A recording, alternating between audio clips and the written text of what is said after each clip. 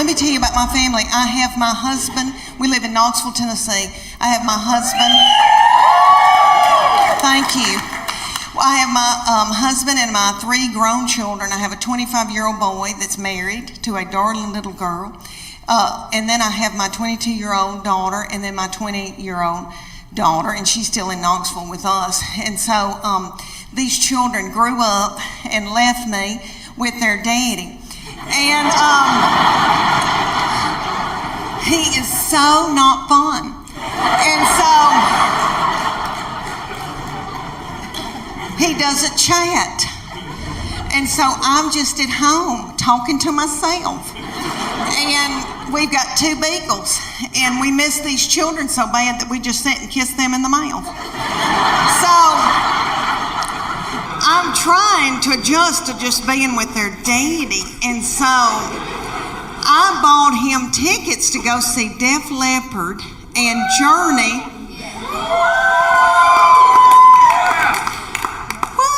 Okay, let me tell you, have y'all been to concerts lately with old people that are older than I am? Okay, we went and I thought, oh, we're going to have a fun date. And I said, where are we going to go out to eat? And he goes, I don't have time for that. It was on a weeknight, so he went to the Pilot and bought himself a tall boy. And I think that's what it's called, and an egg salad sandwich from the Pilot. And so I didn't get to eat, and I was so hungry. And it dawned on me at a concert, you know, when I was 20 and I'd go to a concert, I was at University of Tennessee, and so I'd go to Thompson Bowling. And I'd wear a crop top, and I didn't care about eating. I wasn't hungry, you know. I was thinking, hey, what boys were going to be there, and I had on little bitty britches, because I still had a metabolism and my thyroid was acting right. Okay. So we go to Def Leppard and Journey, and everybody there is our age. And everybody's worried about the snack bar, first of all. And I was too. And I was so hungry. And I noticed that people had big Diet Cokes, like big buckets of Diet Coke, and were sucking on those big buckets of Diet Coke while the concert was going on. And every once in a while, somebody would stand up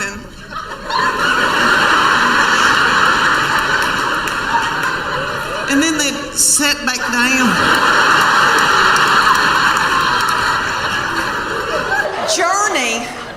Journey has a little bitty feller from another country singing for them, and he's yummy. He looks like a little M&M. You could put him in your pocket. And you can tell he doesn't eat white flour and sugar. And he's singing and doing, he sounds like Steve Perry, but it's not the same. You know, Steve Perry's my boo.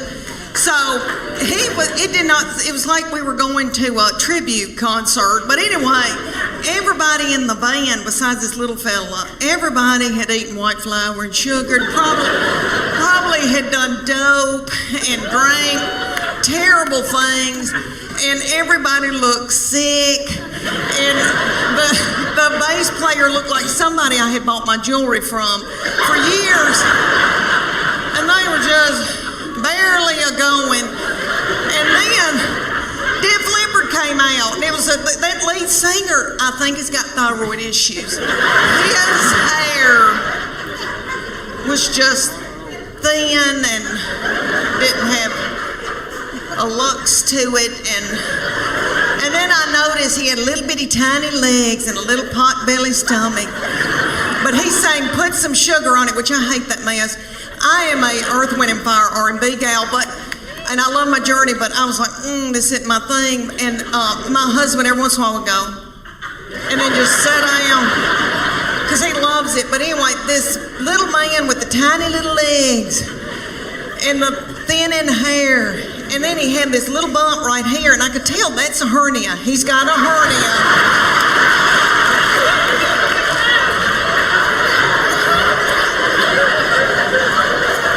And I bet that he hadn't had time to get it fixed. He hadn't had time to put a mesh in. And you could just see it. It looks like my stomach, because I've had a hernia, but I've had mine fixed. And I thought, oh, bless his heart. But he'd do, and he'd prop a little thin, frail leg up on something. Oh, I thought, isn't it funny how things have changed since I went to concerts when I was 20? Everybody was walking out like this because everybody had inflammation in their feet.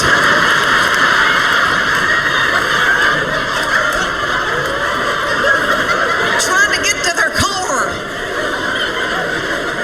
And it was like 10 o'clock. I thought, what are we doing out here? What are we doing? We gotta get home. We gotta get in the bed. I've had 3 beautiful children that I'm in love with. I have a son who is 14 years old now. I cannot believe it. Thank you. And I have 2 little girls that are 11 and 9. And my baby child is in 4th grade now. I cannot believe it. When she went to kindergarten a few years back, that was going to be the first time that I was going to be by myself all day long from 8 to 3, all by myself. I nearly grieved myself to death.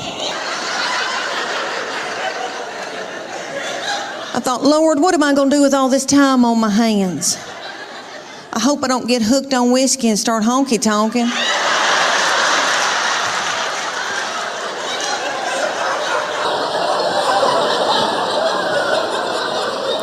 About 3 weeks into kindergarten, I was like, it's your birthday, Now I ain't gonna get a pap smear without somebody sitting on my head.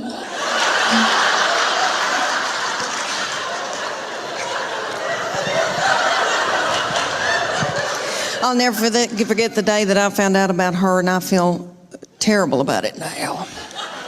But I was overwhelmed. I knew something wasn't right. I didn't feel good. I thought, oh my gosh, surely I'm not pregnant this quick, this soon. And you know when you gotta know something, you gotta know it right then. I had no right then.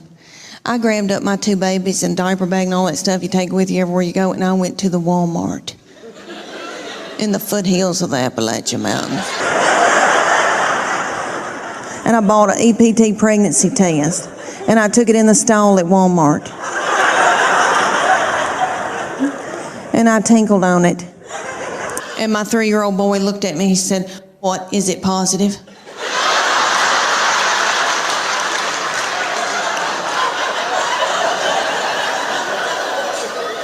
And it was. So I drove home just as fast as I could, and I called my husband at work. And I said, "You're trying to kill me, aren't you? With a slow vaginal death. Is that what you're trying to?" "Well, you're not going to. You better get home right now, because I'm going to walk out in the woods and let the animals eat me."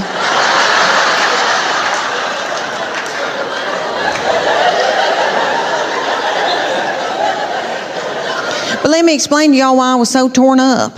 I had a 13-month-old baby girl in diapers and a 3-year-old little boy in Superman panties with doo-doo balls falling out.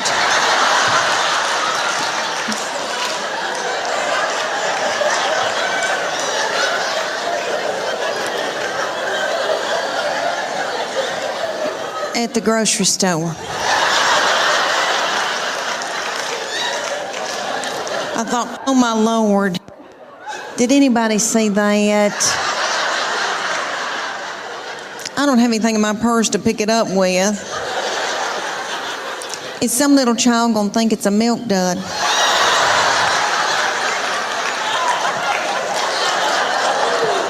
Let's just keep on moving, everybody, just keep on moving. But God knew better than I did, because she's been a doll baby, but she's ruined. And I know I'm the one who did it. I was tired and beat down. So, anybody here who has more than 2, you know, good night by that 3rd and 4th one, you gotta let them do what they gotta do, you know. So, they said, you're going to, for 10 weeks, you're going to do CrossFit 3 days a week, and you're going to do the paleo diet. The paleo diet is what God put upon this earth to sustain us. And He knows what we need. So it's lean meats, fruits, vegetables, nuts, berries, and seeds. So if you can run it down and kill it,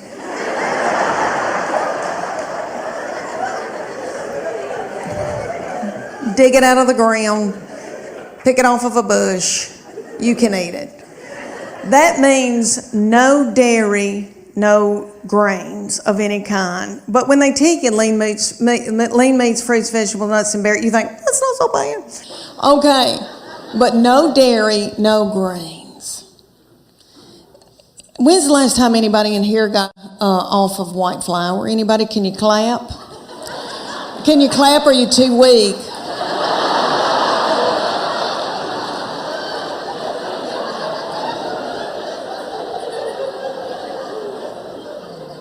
Anybody here been hooked on heroin?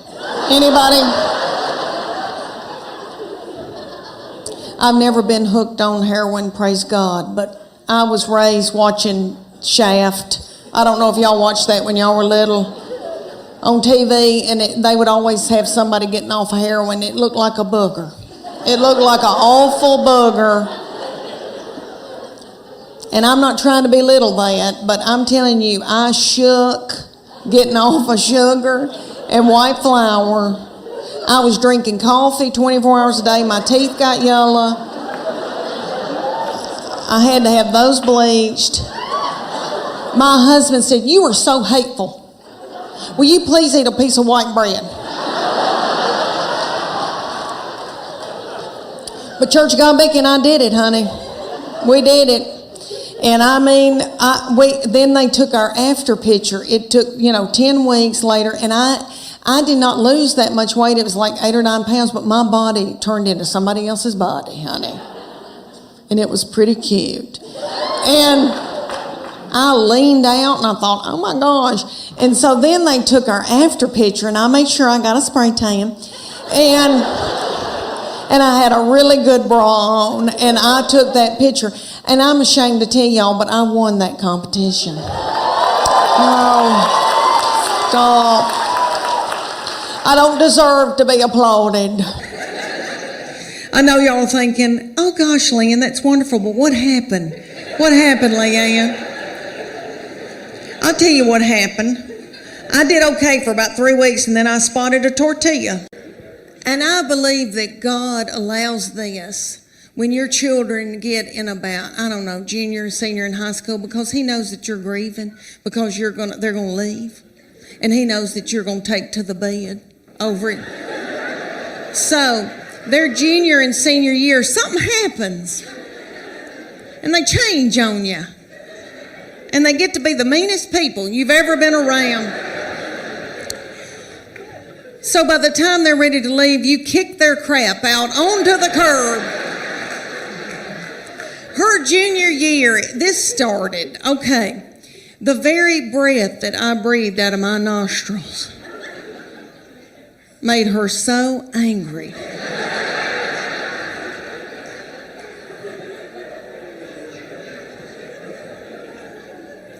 We were not allowed to eat cereal in our own home.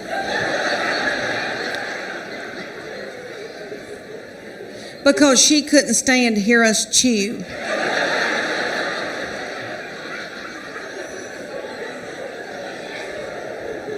And I don't mean to talk about her because she had a lot on her. She had a lot on her, like she had to empty the dishwasher. And that's a lot, I'll give y'all an example. Okay, at the University of Tennessee in her sorority, these girls will come home, and I'll cook for them and I'm tickled. All right, well, they like Memphis, Nashville girls. Well, a little girl came home with her and spent 2 nights. So I washed that little thing's clothes, and all I said to this little girl was, "Katie, you're so tiny. Your little underwear looks like a slingshot."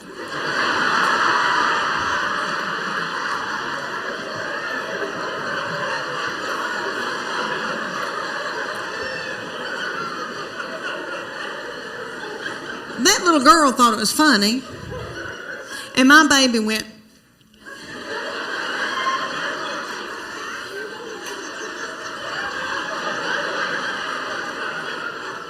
So I got out of there.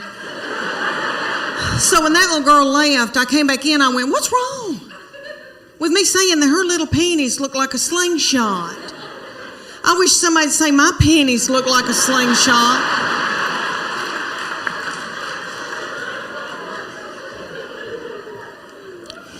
My panties look like...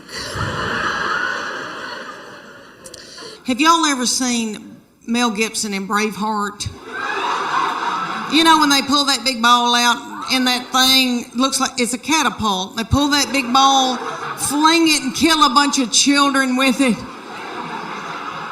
That's what my panties look like. Do y'all know who owns Victoria's Secret? I used to buy my panties at Victoria's Secret, but they started cutting me in two. All right. Do y'all know who owns it? Satan. Okay, so